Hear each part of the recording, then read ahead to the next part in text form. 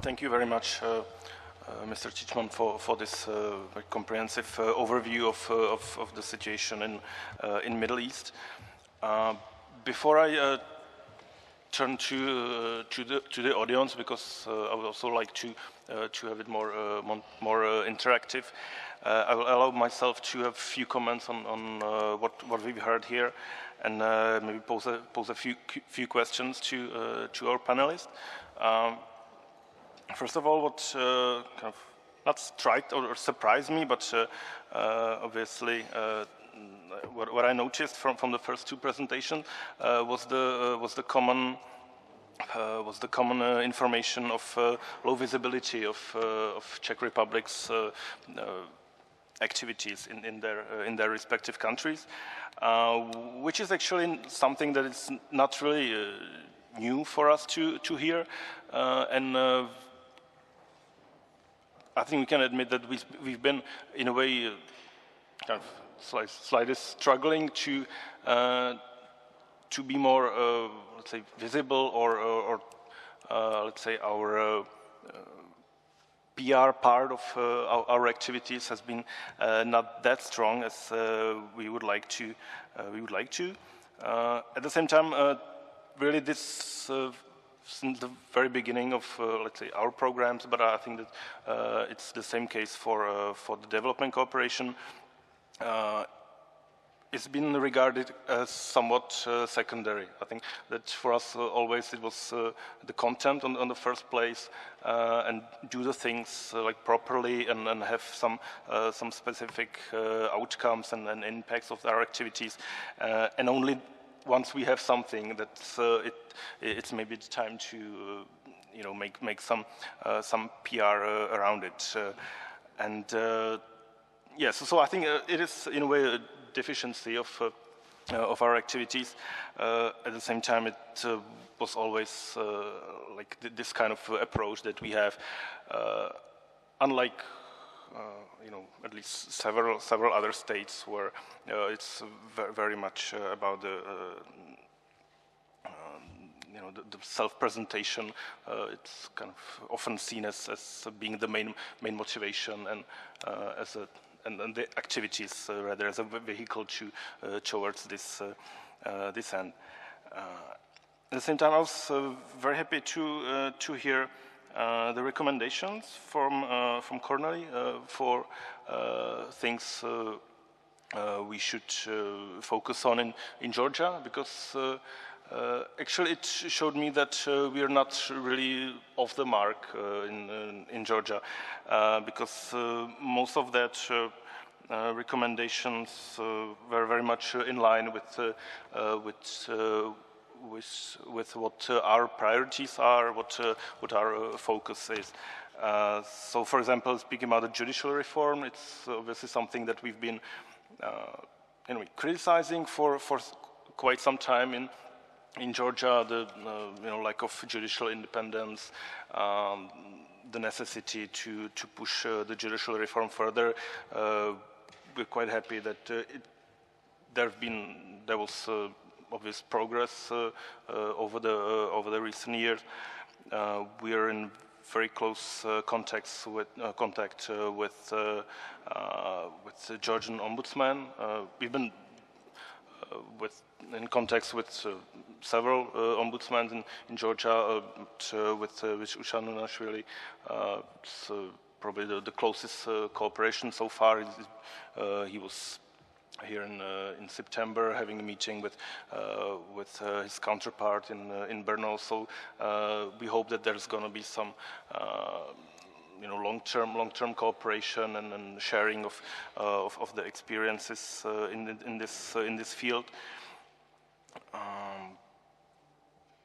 I don't think that we have that much time, so that I would go through the thematic priorities of what we do within our programs.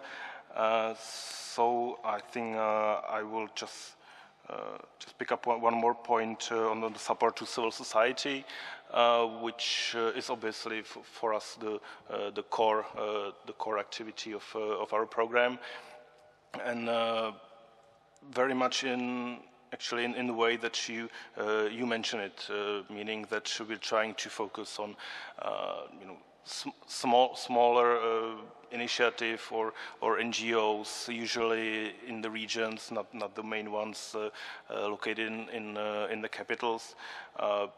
It obviously has also a lot to do with our financial limits, so that we're trying to use our resources effectively and basically leave the more expensive kind of projects to bigger donors, but for sure we see the support of civil society and their controlling role in sustaining the democratic procedures as absolutely crucial. Basically, it's condition sine qua non for any kind of democracy. In this, having said that, I would like to turn to Cornel, whether he can maybe follow up a bit on what Cornel mentioned in terms of these topic or thematic priorities, and ask him whether for Moldova he would see some other niche where we could maybe focus on, or whether the list of topics or the important or the necessities in Moldova are very much the same. Maybe one just small question. What I wrote down from your presentation, you mentioned, and it was very much linked with the lower profile that we may possibly have in Moldova, about the potential failure of the Eastern Partnership Summit and upcoming one in Vilnius. You mentioned that it may be in a way an advantage for us having this lower profile, because other countries may be forced to react somewhat to potential failure of the summit.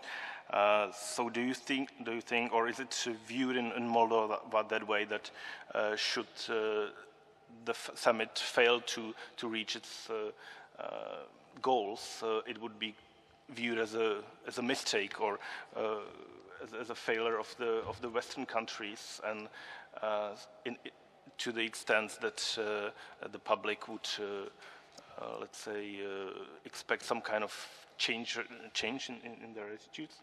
Thank you. Yeah. So I pick up two questions.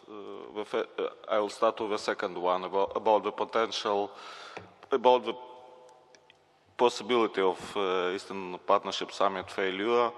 Who will be responsible in this respect? From our point of view, and we discussed it extensively in my country, it will not be a total disaster. But the problem is that Eastern Partnership Summit failure, it means that Ukraine will not sign, and maybe Moldova will not initial, or will initial just partially, will hit very much the pro-European forces. So they will lose the next election. Maybe we will have pre-term elections or yearly elections. So it will be a defeat of pro-European forces in Moldova. And I don't know what will happen with countries, with European neighborhood policy in general. So it's not my topic to discuss, but at least I know that in case of failure of Eastern Partnership Summit, our political pro-European camp will lose the last argument in their favor. So it will be quite sad for them.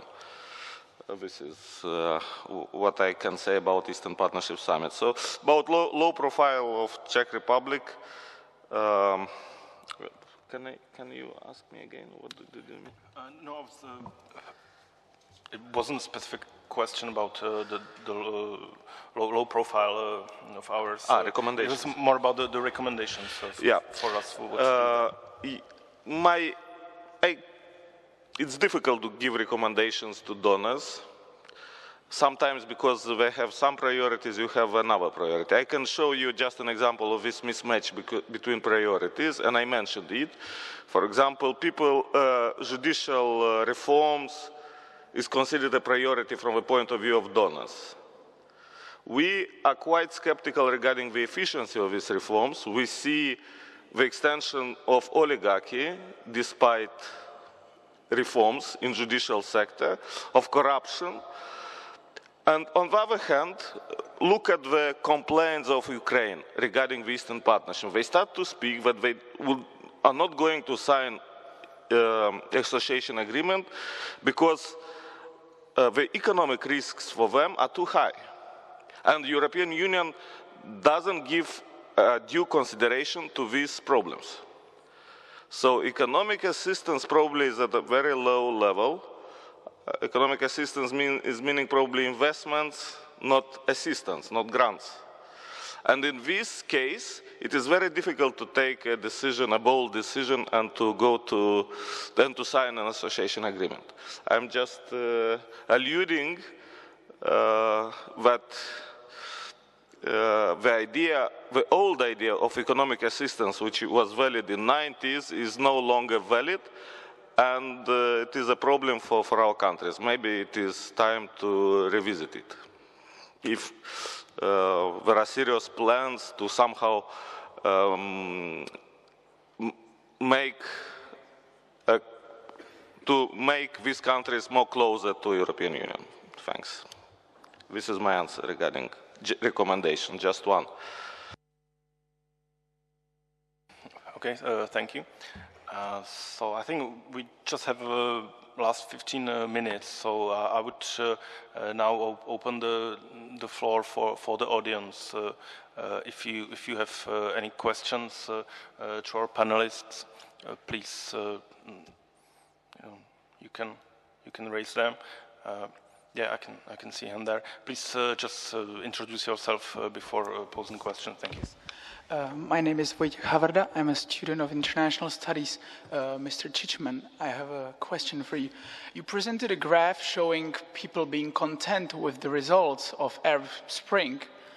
And I would like to ask of which countries were the graph presenting? Because the development of Arab Spring differed very much.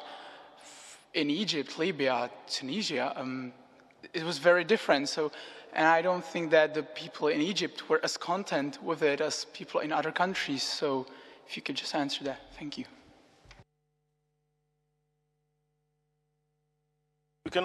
We can call it one or two more questions if there are any. If not, we can just start with the answer. There is no more question. Sorry. Okay, it's yours. My name is Kristina Tamchinova. I'm from the University of Economics, and I wanted to ask also Mr. Csicsmann if he sees any connection between the Gezi protests in Turkey and the rest of the Arab Spring, and if he can maybe elaborate why there was such a media coverage of the usual Arab Spring uprisings and such a low coverage of the Gezi protests. Thank you. Thank you for the two interesting questions.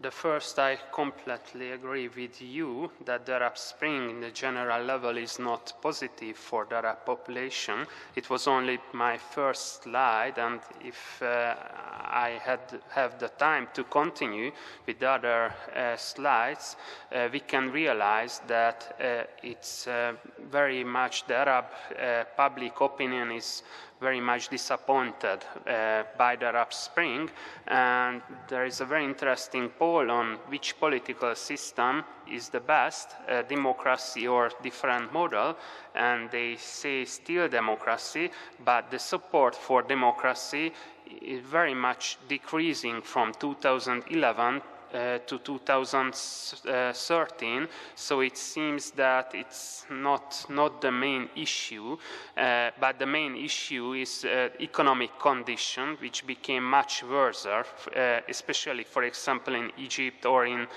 Syria as well. Maybe Tunisia is a little bit different, but the rest of the countries affected by the Arab Spring, we can say that it's not positive at all. and it's very interesting to observe that the Muslim Brotherhood, for example, in Egypt, according to this public opinion poll led by the Pew agency, shows that it's still the most popular political movement in the country, despite the fact that in the Western media or in the Arab media too, it's played like a kind of radical movement, but also not only the Muslim Brotherhood itself, which is popular, but the military regime is also very popular. So it seems that the power struggle is still going on between the military and between the Muslim Brotherhood. And now it is very disappointing that fact that President Morsi, who was in prison in 2011 February, when the Egyptian revolution started, and now after 2 years, 2.5 years, it's now again in prison. So it's in the term of democratization, it's not easy, even despite the fact that the Egyptian government mismanaged the country somehow. But despite this fact that this soft coup d'etat in Egypt was not democratic at all, of course. And relating to the second question, the Gezi Spring protest and the Arab Spring is not similar at all in my mind. It's not linked to the Arab Spring. It's something different. It's a kind of protest because of what happened there, a kind of local issue. But on the other hand, it was not, of course, it was not only a local issue, because in other cities were fine protesters as well. But the Turkish society and the Turkish political system is it's not possible to compare with the countries. And it's also an interesting comparison with Iran, because many experts say that the Arab Spring started not in Tunisia but in Iran with the Green Movement during the elections of 2009 and after 2010, but in my opinion, this Arab world is a little bit different. And the media coverage, of course, because of the Arab Spring, many thousands of people were on the street. It was, of course, very violent in different cities. That's why the media coverage was important. And the Gezi Park protests, I think it's very different way. But of course, Turkey is much more important for the European Union and for us. It's in the terms, especially in democratization and that kind of issues. Thank you. Any other questions? I can see one over there. Good afternoon. My name is Kristina Czichmannová, and I'm a student of international relations. First off, I would like to thank you all for your insight. Most of it was really new to me and really interesting. And I would have a follow-up question for Mr. Kakachia. It's kind of off topic, but I don't get to meet somebody from Georgia very often. So would you be so kind to answer my question regarding your personal opinion on Georgia entering NATO? Thank you. Okay.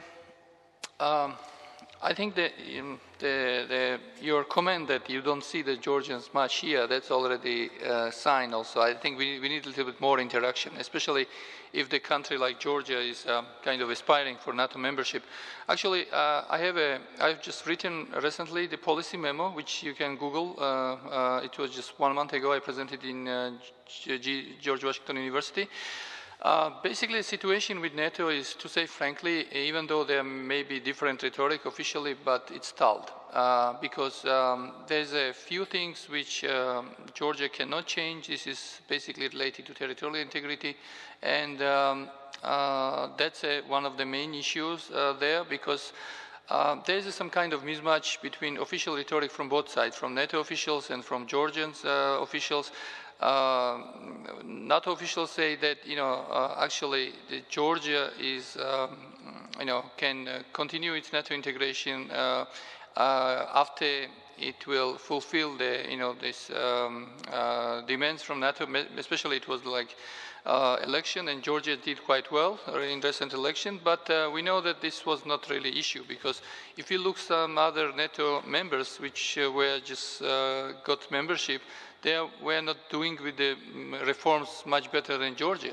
Actually, this problem is not about reforms. I think Georgia is one of the best performer in the reforms, but I think mostly this is an issue with Russia. So even though officially NATO doesn't recognize it, and it says that Russia doesn't have any veto inside the NATO membership, but I think the main thing is that. But the biggest question here we have with the NATO membership is, especially after the change of the government, which changed the rhetoric towards Russia. The main reason is that, according to many polls, I don't want to mention now NDI, IRI, some other polls, most of the Georgians, 81% is supporting integration with the European Union, and 79 or something like that to NATO. So even though there's a high support and there's no doubt about it, and people speak about the Georgian foreign policy is identity-driven and many other issues, if you, at the end of the day, if you ask the many Georgians, which one is more important? I mean, this question could be considered very provocative in Georgian sense, but at the end of the day, if you ask the question, which one is more important for you, territorial integrity or European integration?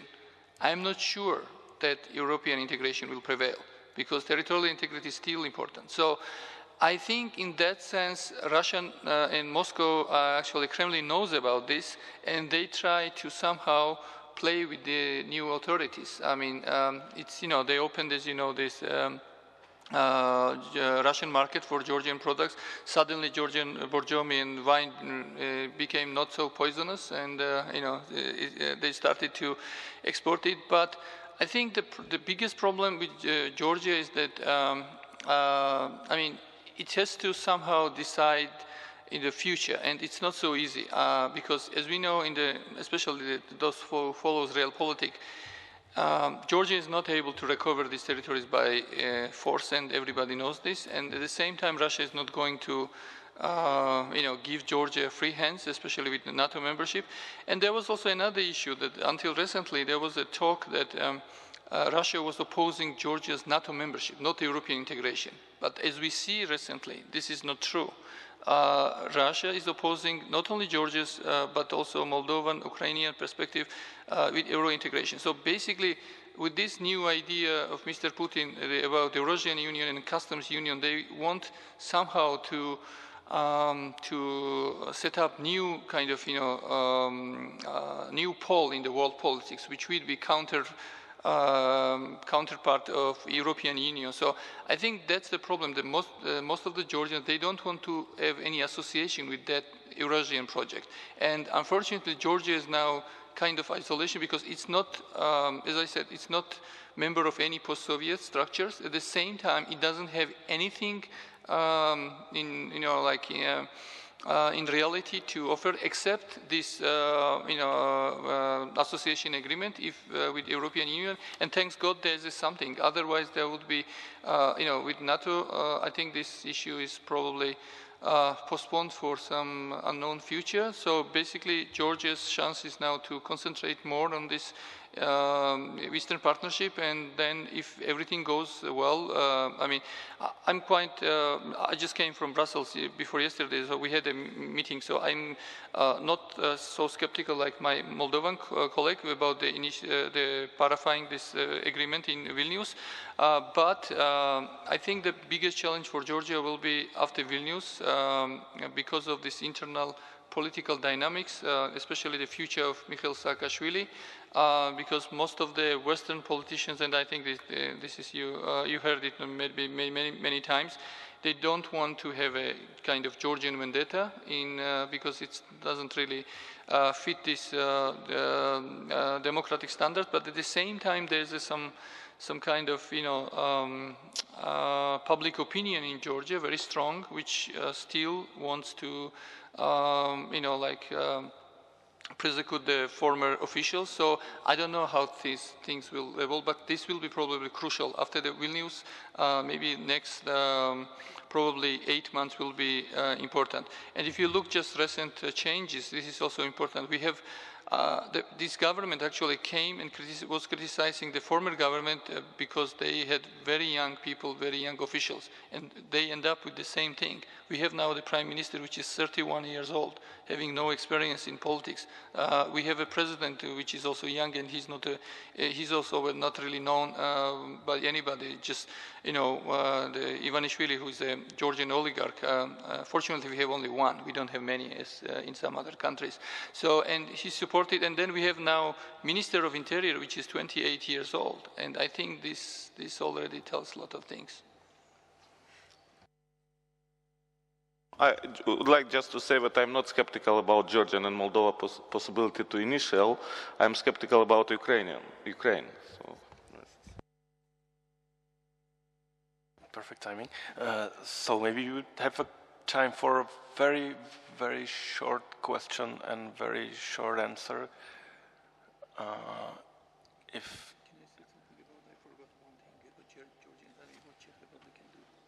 Okay. So instead of no more questions there. Just a final small remark from Kornel. There's one point actually which I forgot to mention: what Czech Republic can do for Georgia. And there's one point that the Georgian-German relations is actually very low last 10 years.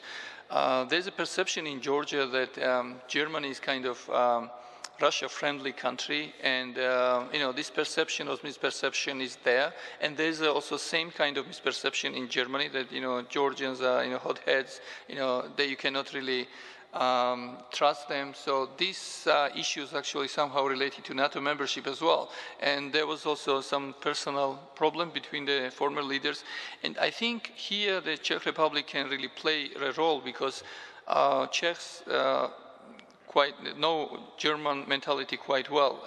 When Georgians, they pretend that we actually pretend that we know them, but it's not really true. And I think since these transition problems which the post-Soviet societies has, and especially you have already experienced, with the reforms with military and some other, civil sector, I think Czech Republic can play some kind of role to set up some kind of, forum where could be a little bit more discussion between German and Georgian, because to say frankly, even under the new government, this relationship is very low, and I think and until this issue is not solved, to say frankly, there is no prospect for Georgia integration in European Union or in NATO.